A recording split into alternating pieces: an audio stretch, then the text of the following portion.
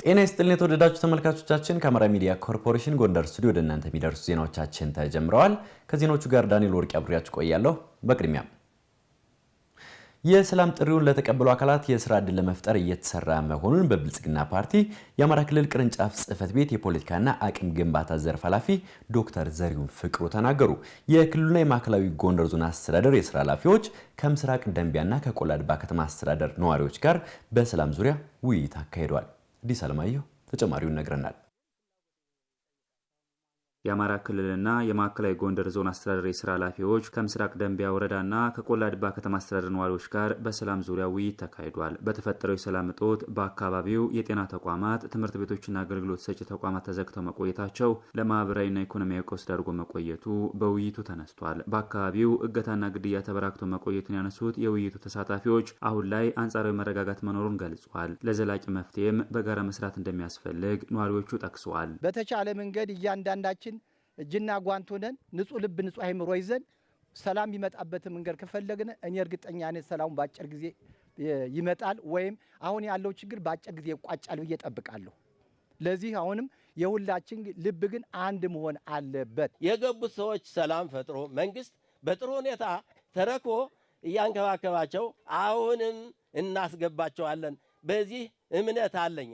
ቆላድባ ላይ ለምን ተዘጋ? ሮቢት ላይ ለምን ተዘጋ? ሰቀልት ላይ ለምን ተዘጋ? ጩኸት ላይ ለምን ተዘጋ? ሐኪም ለምን ነው የተከለከለች? አራስ ወልዳ ሐኪም ቤት ምደርስበት ያጣች። መንግስት ሰፊ ነው። ባቀረባችሁት ምረሽ ይሰጣቸው፣ ይግቡ፣ ይመከሩ።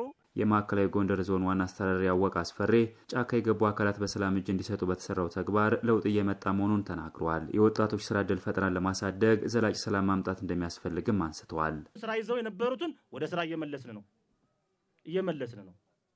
ስርዓት የሆኑትን ልክ ለነዚህ ወጣቶች ስርዓት እንደሆኑት ሁሉ ከነሱ ጋር እያደራጀነ በቋሚነት የስራ ዕድል እንፈጥራለን።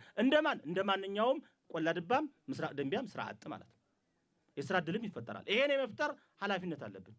ይሄን ለማድረግ ግን ቋሚ የስራ ዕድል ለመፍጠር በዋነኛነት ባለሀብቱ ወደ አካባቢ መምጣት አለበት።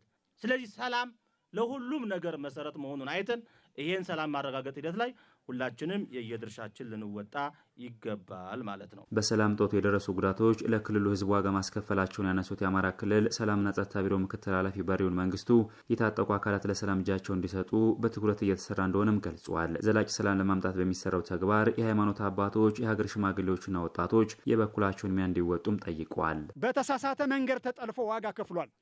ይሄ ወጣት ነው እንዲሞት የተፈረደበት። የማንም ቁማርተኛ መጫወቻ የሆነው ይሄ ኃይል ነው ኢትዮጵያን የአማራን ክልል የሚያለማው ወጣት። ስለዚህ ዛሬ መንቃት ጀምራቸዋል። ወጣቶች አትሽወዱ፣ የዋህ አትሆኑ። ቀደም ሲነሳ እንደነበረው በሁለት ካራ በሁለት ቢላዋ ለመብላት የምንሞክር አካላት ካለን ስህተት ነው። ሁላችንም እያንዳንዳችን የየራሳችን ኃላፊነት መወጣት መቻል አለብን። መንግስት የራሱን ኃላፊነት መወጣት አለበት። ህዝቡ የራሱን ኃላፊነት መወጣት አለበት። በብልጽግና ፓርቲ የአማራ ክልል ቅርንጫፍ ጽሕፈት ቤት የፖለቲካና አቅም ግንባታ ዘርፍ ኃላፊ ዶክተር ዘሪሁን ፍቅሩ ወጣቶች የአማራ ህዝብ መከራ ውስጥ እንዳይገባ ተግተው እንዲሰሩ አሳስበዋል። የምንረከባት ሀገር ለትውልድ የምናስረክባት ሀገር እንዲትበላሽ፣ እሴቷ እንዲበላሽ፣ እንዲትበታተን ነው እየተሰራ ያለው። ተው በሉ ወጣቶች።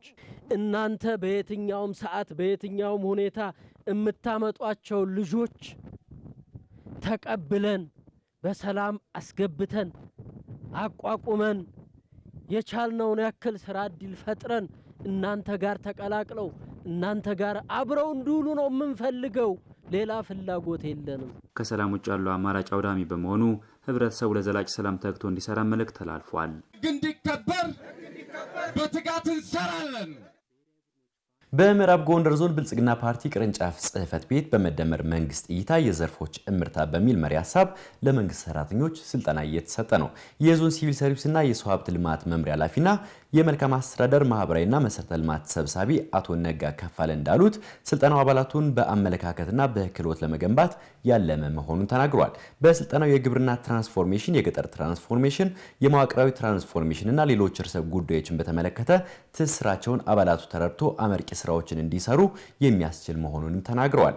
የምዕራብ ጎንደር ዞን መሬት መምሪያ ኃላፊ አቶ አስናቀ ተክለ ማርያም እንደተናገሩት ግብርናን፣ ኢንዱስትሪን፣ መሰረተ ልማቶችና ሌሎች መሰል ተግባራት በተቀናጀ መንገድ በመምራት ቀጣይነት ያለው ትራንስፎርሜሽን እንዲመዘገብ ማድረግ ይገባል ብለዋል። ተቋማትን በሰው ኃይል በአደረጃጀትና ግብአት በማሟላት የተቋማትን የማስፈጸም አቅም ለማጎልበት ስልጠናው ወሳኝ ነው ያሉት የምዕራብ ጎንደር ዞን ማዕድን ሀብት ልማት መምሪያ ኃላፊ ወይዘሮ ፋሲካ ሻንቆ ናቸው። አራተኛ ዙር ሰልጣኝ አባላቶች በበኩላቸው ስልጠናው አስተሳሰባቸውንና የግንዛቤ አድማሳቸውን የሚያስፋላቸው መሆኑን አስታውቀዋል። በቂ ትምህርትና እውቀት በመቅሰም ማህበረሰቡን ለማገልገል በትኩረት ለመስራት ቁርጠኛ መሆናቸውን ሰልጣኞቹ ተናግረዋል። ኢልያስ ጋሻው እንደዘገበው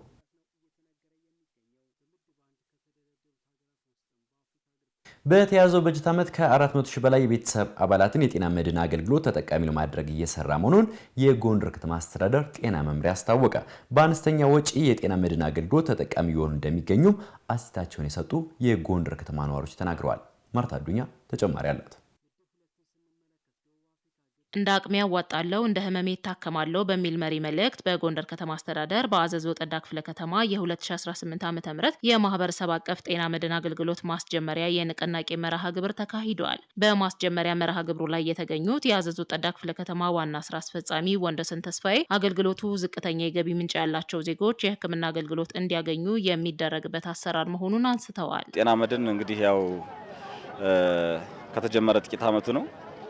ውጤቱን ደግሞ ማህበረሰቡ እያየ ተጠቃሚ ለማድረግ እኛም እየሰራን እንገኛለን። በንቅናቄ እንደዚህ ስናስጀምረው ለምን ነው የቀረው በሚል ደረጃ በማህበረሰቡ ዘንድ የተሻለ ግንዛቤ እየተፈጠረ ማህበረሰቡ በሚያዋጣው ገንዘብ ዝቅተኛ የሆኑ የህብረተሰብ ክፍሎችን ደግሞ ለህክምና የሚበቁበትን መንገድ የማመቻቸት ስራ የምንሰራበት ሲስተም ነው ማለት ነው። አስር አለቃ ደበበ ደሳለኝና ወይዘሮ ላቀች አዱኛ በጎንደር ከተማ አስተዳደር የአዘዞ ጠዳ ክፍለ ከተማ ነዋሪ ናቸው።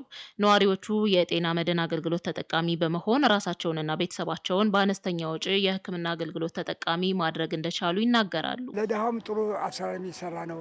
ለምሳሌ የኔ ጤና ጡረታ የሌለው ሰው ከምን አምቼ ታከም ነበር እና ይሄ ባይኖር ኖሮ ብዙ ነገር አይኔም እስከ መጥፋት ይችል ነበርና ስለዚህ በጣም ጤና መድን ወሳኝ ነው። የዛሬ 6 ወር በጤና መድን በጣም ቆንጆ ህክምና ነው ያገኘሁትና ከዛ ታክሜም በጣም ውጤት ነው አይኔም ሳይቱ ትክክለኛ ነው የሆነና በጣም ደስ የሚል ነገር ነው። ማንኛውም ዜጋ በትክክለኛ አይን መጠቀም ማውጣት አለበት ግዴታ። ጤና ጣቢያ ሆስፒታል ላይ ተጠቃሚ ሆኛል። ካላስፈላጊ ወጪ ካላስፈላጊ እንግልት መጠበቅ ይችላል። ንብረትን ከማባከን ኢቨን እንኳ ከብዙ ነገር ሰው መጠበቅ ይችላል። በጎንደር ከተማ አስተዳደር ጤና መምሪያ የጤና መድን ጉዳዮች አስተባባሪ አለበላለሙ በ2017 ዓ.ም ከ63000 በላይ አባወራና እማወራዎችን የጤና መድን አገልግሎት ተጠቃሚ ማድረግ መቻሉን ጠቅሰው በተያዘው ዓመት አቅመ ደካሞችን የአገልግሎቱ ተጠቃሚ ለማድረግ እየተሰራ መሆኑን ገልጸዋል። በ2018 እንግዲህ ወደ 81950 የአባወራ እማወራ ወይም ደግሞ ወደ 405000 ቤተሰብ የጤና መድን አባላት ለማድረግ ነው አቅደን እየተንቀሳቀስን ያለ ነው። አሁን ስራውን ጀምረናል። እስከ አሁኗ ድረስ ወደ 22000 የሚሆኑ አባላትን መዝግበናል። በጎንደር ከተማ የተጀመረው የማህበረሰብ አቀፍ ጤና መድን አገልግሎት ማስጀመሪያ የንቅናቄ መርሃ ግብር እስከ ታህሳስ 25 እንደሚቆይ የተመላከተ ሲሆን ንቅናቄው እድሳትን እንደሚያካትትም አስተባባሪው አስታውቀዋል። በስርዓተ ጾታና ሌሎች ተያያዥ ጉዳዮች እየተሰጡ ያሉ ስልጠናዎች ግንዛቤያቸውን እንዳሳደገላቸው የደባርቅ አጠቃላይ ሁለተኛ ደረጃ ትምህርት ቤት ተማሪዎች ተናገሩ። ተጨማሪውን ደረጃ ዳርበው ይነግረናል። በትምህርት ቤታቸው በተቋቋመው የስርዓተ ጾታ ክበብ በመሳተፋቸው ግንዛቤያቸው እያደገ መምጣቱን በሰሜን ጎንደር ዞን የደባርቅ አጠቃላይ ሁለተኛ ደረጃ ትምህርት ቤት ተማሪዎች ተናግረዋል። በጣም አሪፍ ነው።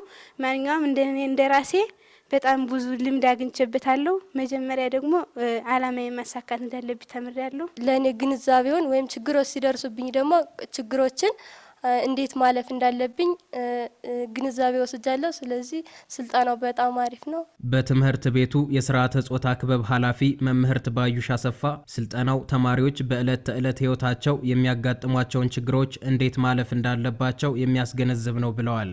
ተማሪ ከመሆናቸው አንጻር ከትምህርታቸው እንዳይደናቀፉ፣ ሁለተኛ ደግሞ ልጆች ለማሳደግ ወላጅ ያቃተበት ሰዓት ነው። ስለዚህ ከነዚህ ነገሮች እንዲቆጠቡ ትምህርቱ መሰጠቱ ይሄ